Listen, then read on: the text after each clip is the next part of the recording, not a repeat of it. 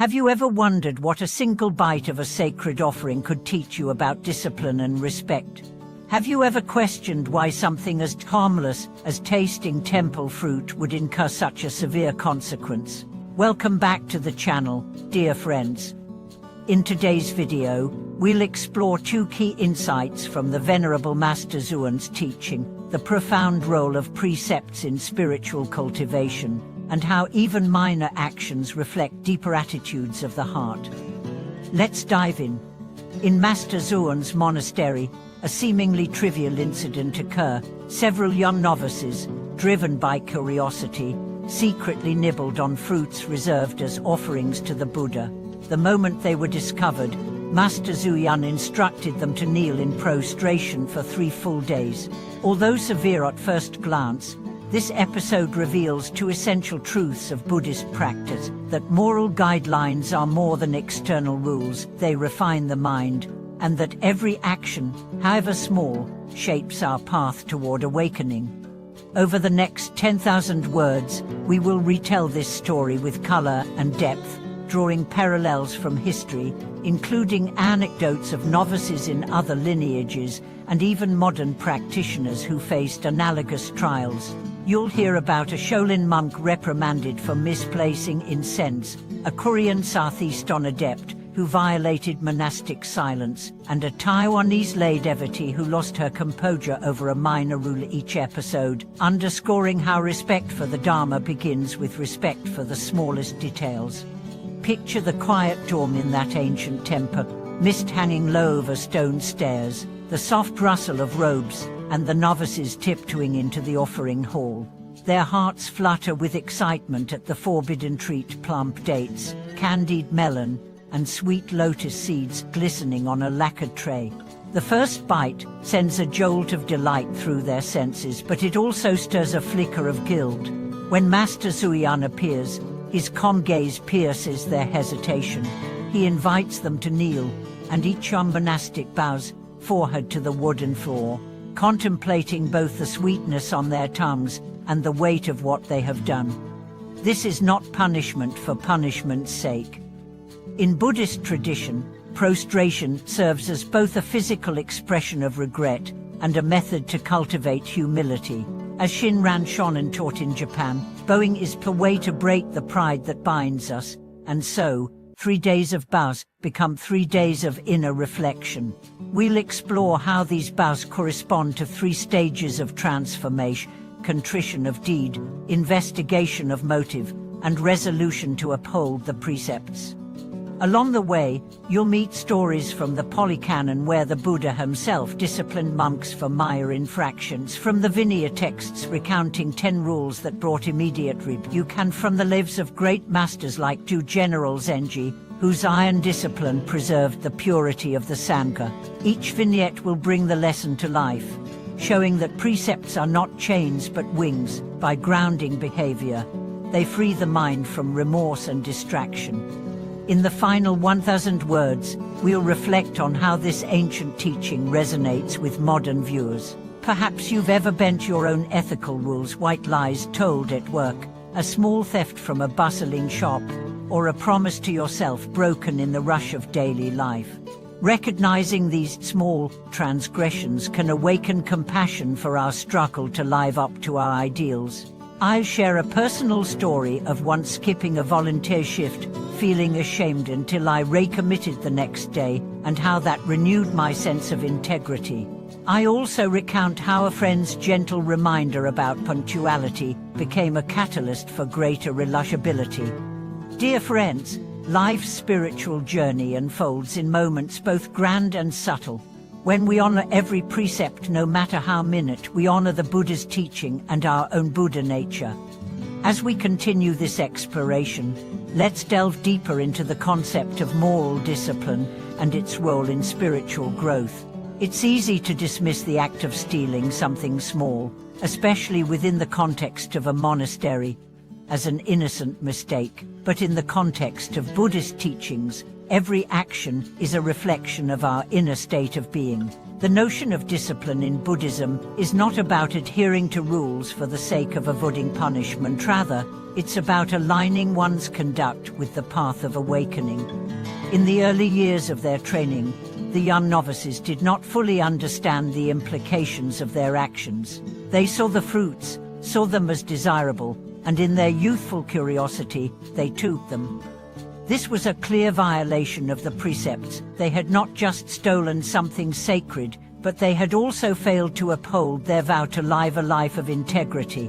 The consequences, though harsh, were not meant to be punitive, but to guide them back to the right path. Master Xuan's decision to have them kneel for 3 days was not an act of cruelty, but one of compassion. It was a lesson in mindfulness, in being fully present to the moment, and in recognizing that even the smallest of actions has karmic consequences.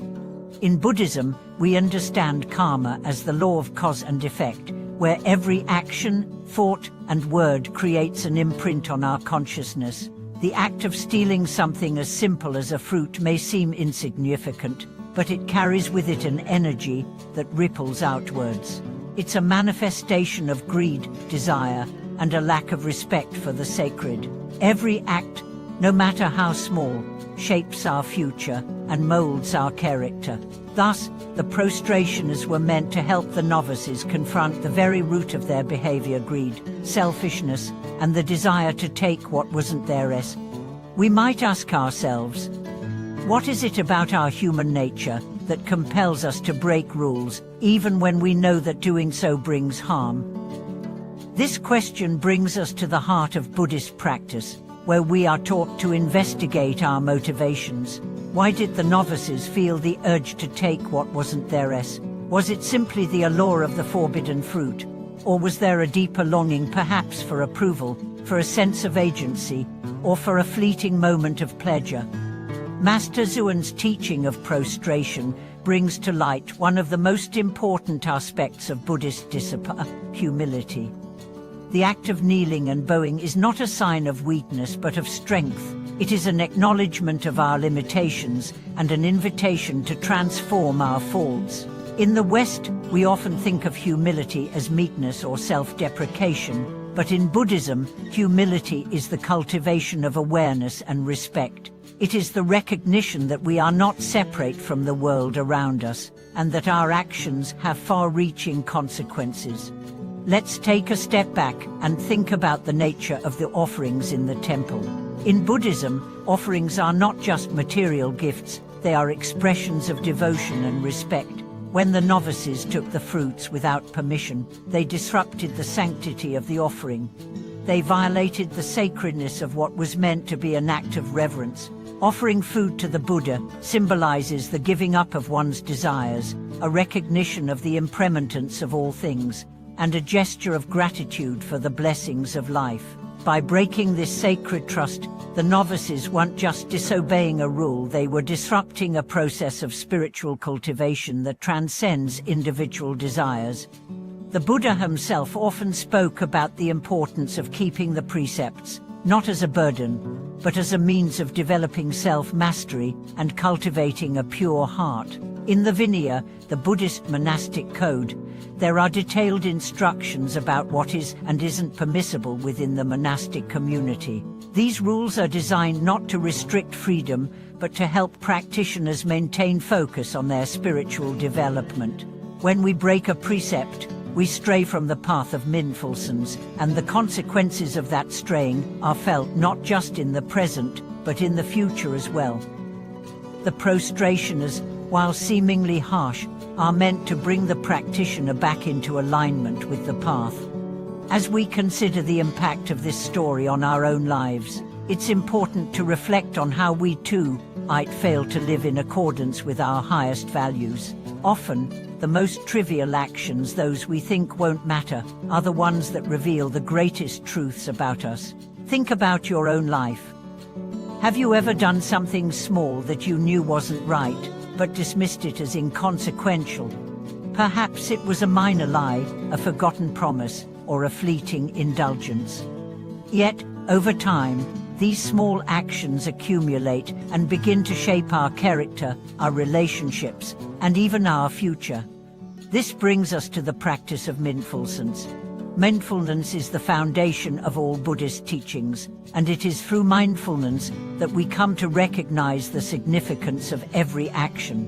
Whether it's a kind word, a moment of patience, or an act of generosity, mindfulness helps us to become aware of our thoughts and actions, guiding us towards a life of integrity. In the case of the novices, the act of kneeling for 3 days was a form of mindfulness training. It was a way for them to fully confront their actions, to feel the weight of their mistake, and to reconnect with their purpose as practitioners. Let's consider another important aspect of this story, the relationship between teacher and student. In Buddhist monastic life, the teacher plays a crucial role in guiding the student along the path. Master Zoen's decision to make the novices kneel was an expression of his deep care for their spiritual development. It was a way to help them grow beyond their mistake and to return to the path of righteousness. In Buddhism, teachers are not just instructors, they are spiritual guides who help students navigate the complexities of the human condition. Their wisdom, compassion, and guidance are essential in leading others to enlightenment. As we think about the role of a teacher in our own lives, we can reflect on the wisdom we have received from those who have helped guide us, whether it was a parent, a mentor, or a spiritual teacher. Their teachings may not always come in the form of gentle words. Sometimes they come through discipline, correction, or even hardship. However, just as Master Zoen's actions were motivated by love and concern for his students, the guidance we receive from our own teachers is meant to help us grow and become better versions of ourselves. In the final part of this reflection, we can turn our attention to the broader context of Buddhist practice. The story of the novices stealing fruit is not just about breaking a rule, it is about the profound impact that every action has on our spiritual development. Buddhism teaches that we are not isolated individuals, we are interconnected with all beings. Our actions ripple outwards, affecting not only our own lives but the lives of those around us. By cultivating a sense of integrity and mindfulness, we contribute to the greater good, creating a world that is more harmonious and compassionate. As we bring this reflection to a close, let us consider the lesson that Master Zoen's teaching offers to all of us. Every action, no matter how small, is an opportunity for growth. The prostrations of the novices serve as a reminder that we are all on a journey of self-discovery, constantly learning from our mistakes and striving to align our actions with our higher values. Through mindfulness, humility, and discipline, we can transform our lives and move closer to the path of enlightenment. Thank you for watching this video. I hope you found it meaningful and thought-provoking. If you have experienced something similar in your own life or have any insights to share, please leave a comment below. Don't forget to like this video and subscribe to the channel to support our work. Your engagement helps us continue to create content that resonates with you. Until next time, may you walk the path with clarity and compassion, and may your practice lead you to deeper understanding.